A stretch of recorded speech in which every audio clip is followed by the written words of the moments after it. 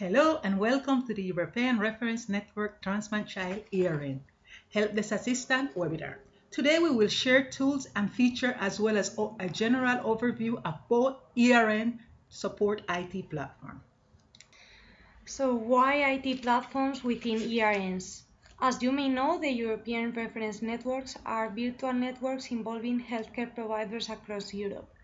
They aim to tackle complex conditions such as pediatric transplantation. ERNs have two main goals.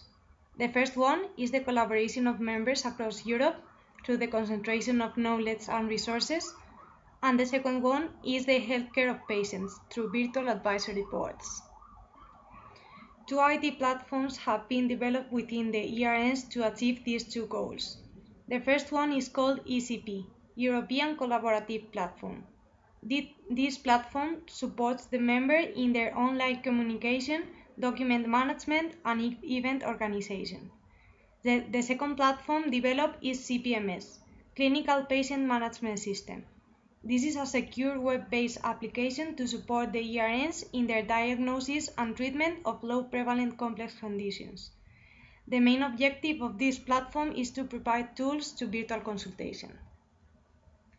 We are going to focus on the CPMS platform for the healthcare of patients and see deeper in detail how the virtual consultation process is.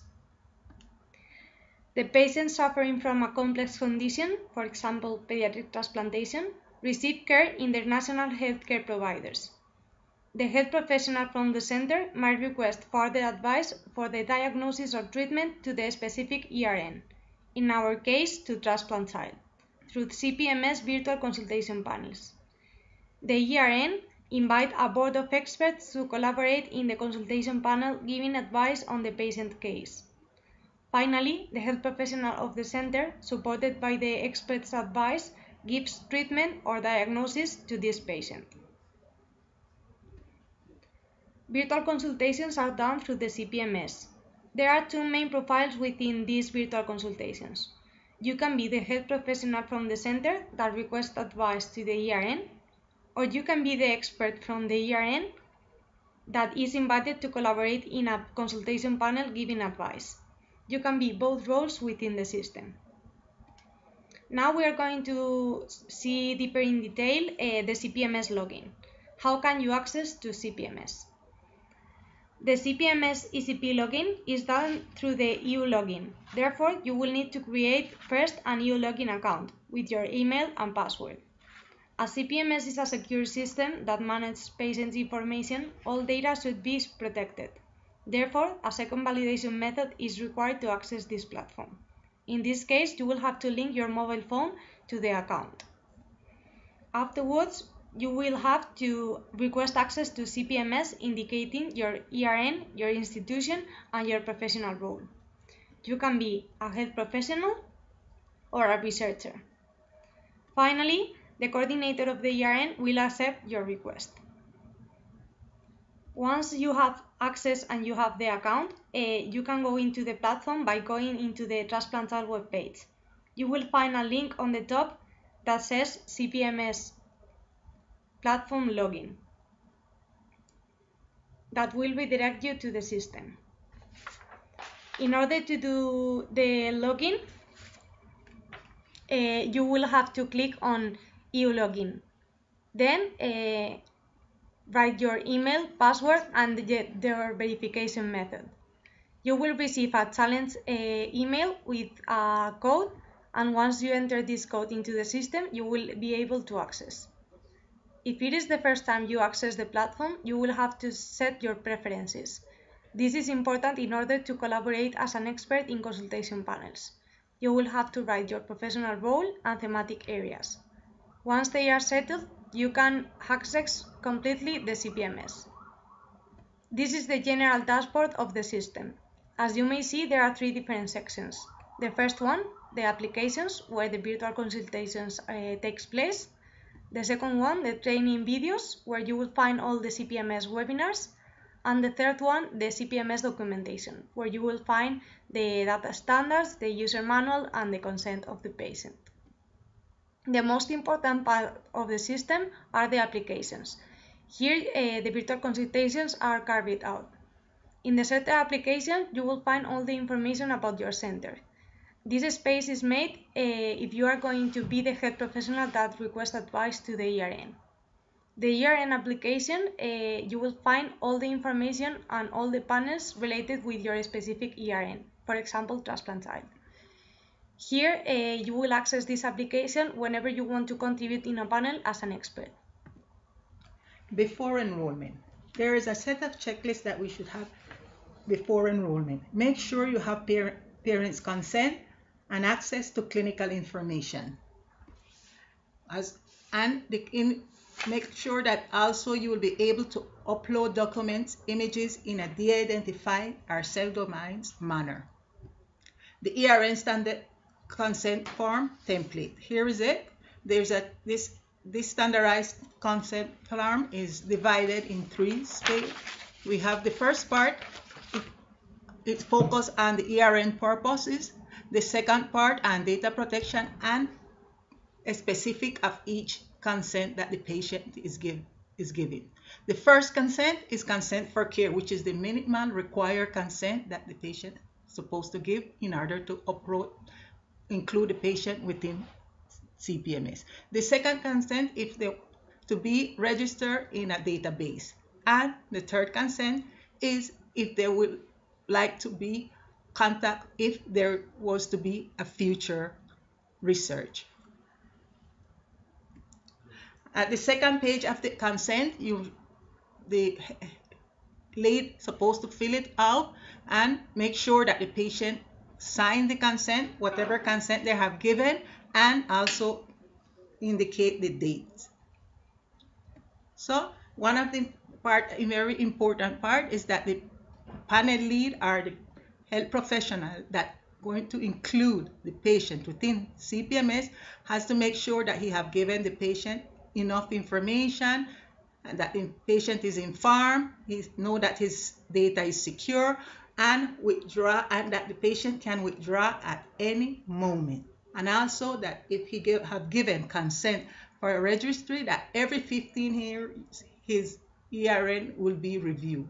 His data will be reviewed within the ERN. Also, he has the right for a portable copy of the outcome of the panel.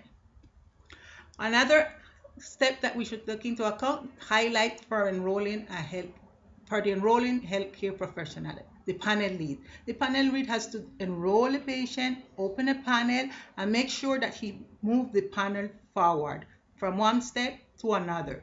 And another important thing that he pseudonymizes all the data of the patient and compile data to eventually give an outcome. So now once we have all those steps in order, we are ready for CPMS. So now continue to enroll a patient. Now we are ready to request advice to the ERN through the virtual consultation panels. The first step is to enroll the patient within the system. For that, we will have to go to the center application and click Enroll Patient. An enrollment form will come up and you will have to fill the date of enrollment, the consent of the patient, and the identifying data. Once everything is ready, you can click Enroll Patient and the patient will be enrolled in the system. Each patient has a unique ID code that contains the personal information of the patient. This information will only be available for the center of the patient users. Now we can open a consultation panel for this particular patient. The consultation panel has several steps. We are going to go through all these steps, and the first one is to fill the request description and the clinical information of the patient in a consultation request form. This is the form. You will have to fill here the information. It is very important to select the ERN of the panel. Once you select the ERN, the fields of the consultation form will be different in order to include the information of the patient specific for pediatric transplantation. Now Yadira is going to explain the different fields. So on the left side, you may see the consultation request, which is already filled out, and then there's a series of forms that should be filled out to have a good clinical history. The episode description It's all codified in with international coding. As you see, add main symptoms. You can go in adding symptoms to the panel, and you can add current treatment, which is all of those are codified. Then we can go to the diagnostic at transplantation, which also you will see that is all codified. And you can also type in, if you don't find your code, it's not into the database, you can click others, and then a field will come up where you can type in the diagnosis. And also you can fill out a family history, which is straightforward, and also you can even describe the family history with a design. Also, you have information on pre-transplantation history. As I mentioned before, this all is straightforward, and you have information previous to diagnostic and recipient donation also. And finally, we have information on the donor information, and if the patient is a post-transplant patient, how the procedure are carried out, all the characteristics of a post-transplant patient. And finally, we will also, if we want to add medical documents within the platform, you'll be able to add the images and upload in a DICOM sys file where the patient information will be de-identified. So once everything is ready, you can click Next, and this is the panel dashboard. As you may see here, you will have the nickname of the panel and all the steps we are going to go through the virtual consultation. Now we are ready to go to the second step, that is the panel selection. At this stage, we are going to invite other experts to collaborate in this panel, giving advice. To do so, we can click here in Invite Members, and we can invite directly the members here in this dashboard, or you can click the coordinator assistance. The coordinator is going to know who are the best professionals for this particular panel, so we would like assistance.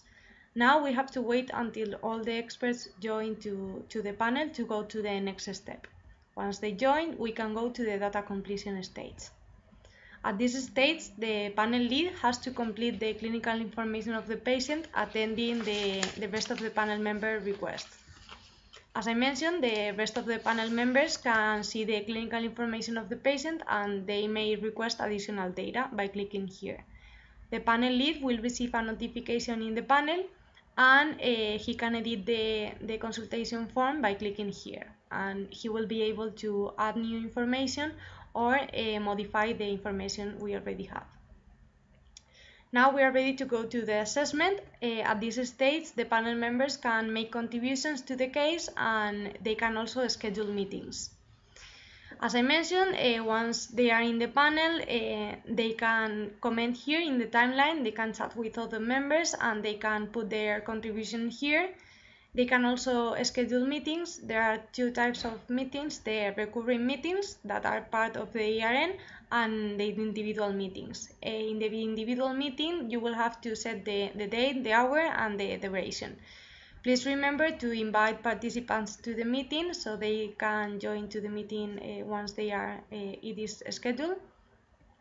And this is the window of the meeting. You can do different things within the meeting. You can share your screen, you can make comments and see the participants connected. Once the assessment is complete, the panel lead can go to the next step, that is the outcome. At the outcome, the panel lead has to write the outcome of the patient, and the rest of the panel members can see this outcome. We can record the outcome by clicking here, and we can write the outcome in this window. This is going to be a draft outcome that the rest of the panel members will be able to see, not edit, but they will be able to see this document, and they can comment it in the timeline. Once the outcome is ready, we can go to the next step, that is the sign off. At this stage, the panel lead has to confirm the outcome in order to get the outcome document. He can confirm the outcome by clicking sign off, and two new options will appear. The first one is to view the outcome online here in the panel, and the second one is to download an outcome document like this, that is official. Now we are ready to close the panel. In order to close the panel, we will have to fill a transition to close form.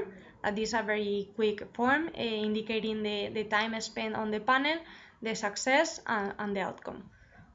Once the panel is closed, it will be available in the ERN panel list, and the panel lead will